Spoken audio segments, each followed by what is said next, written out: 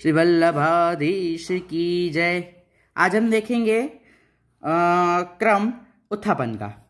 राजभोग हमारे हो चुके, अब उत्थापन का समय हुआ है। तो उत्थापन के समय मंदिरों में, हवेलियों में, गोस्वामी बालकों के घर पे शंखनाद होते हैं। उत्थापन के अपने घर पे घंटा होते हैं और टकोरा होते हैं, या फिर ताली बजती है।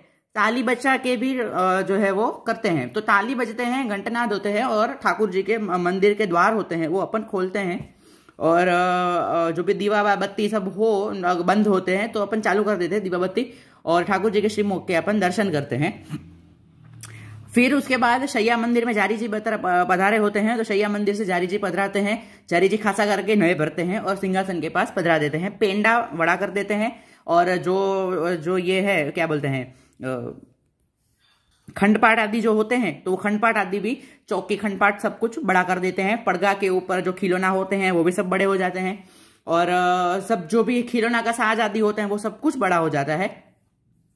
अब खीरक क्या होती है? तो खीरक होती है कि दशहरा से लेकर गोपाष्टमी तक, राजभोग से लेकर संध्या आरती तक खीरक रहती है। खीरक यानी कि गायों का जो गौशाला कैसी होती है उसी प्रकार की खीरक रहती है। तो खीरक में क्या होता है कि घास जैसा होते हैं, और घास के ऊपर बहुत सारी गाय और उसके ऊपर गोप आदि सब कुछ पधराते हैं। तो वो दशहरा से गोपाष्टमी तक, राजभोग से लेके संध्या आरती तक रहते हैं। तो वो जब खीरक आती होगी तो वो खीरक तब तक रहेगी, संध्या आरती के बाद बड़ी होगी।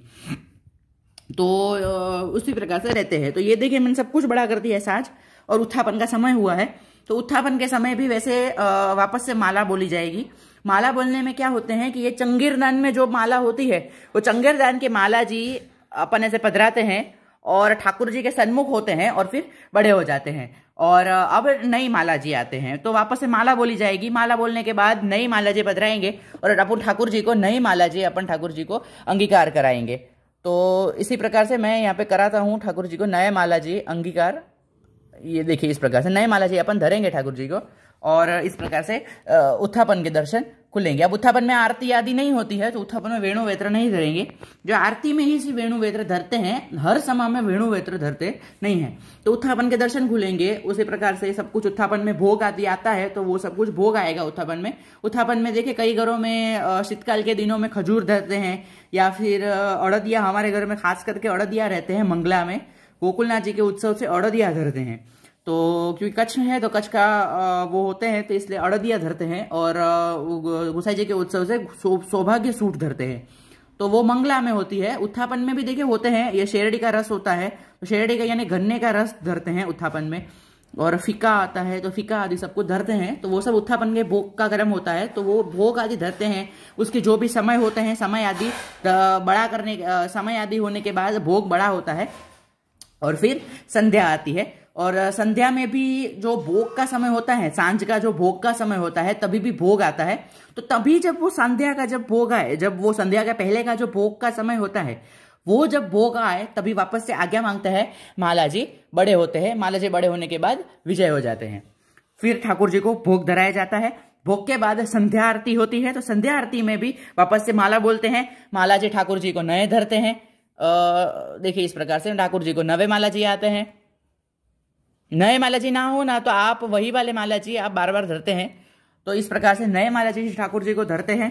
नए माला जी धरने के बाद ठाकुर जी की संध्या आरती होती है। वैष्णव के घर पे नहीं होती है संध्या आरती, वैष्णव को आज्ञा नहीं है, क्योंकि संध्या आरती क्या है कि नंदालय के भाव से होती है, और अपने वैष्णव के घर पे निकुंज के भाव की सेवा है। तो इससे अपन ग्वाल भी नहीं करते हैं और सांझ का ग्वाल भी नहीं करते हैं। दोनों समय के ग्वाल अपने घर पे नहीं होते हैं, इसलिए संध्या आरती नहीं होती। संध्या आरती क्यों की? क्योंकि यशोदा मैया ठाकुर जी की संध्या आरती करती है जब वे गैया चराकर वापस भीतर गोकुल में पधारते हैं, इसलिए तब वो संध्या आरती करते हैं। तो अब अपने घर में तो जब गैया चराने गए ही नहीं तो फिर संध्या आरती भी नहीं होती है। इसलिए वैष्णव से 3 ही आरती करते हैं, मंगला, राजभोग और शयन की आरती।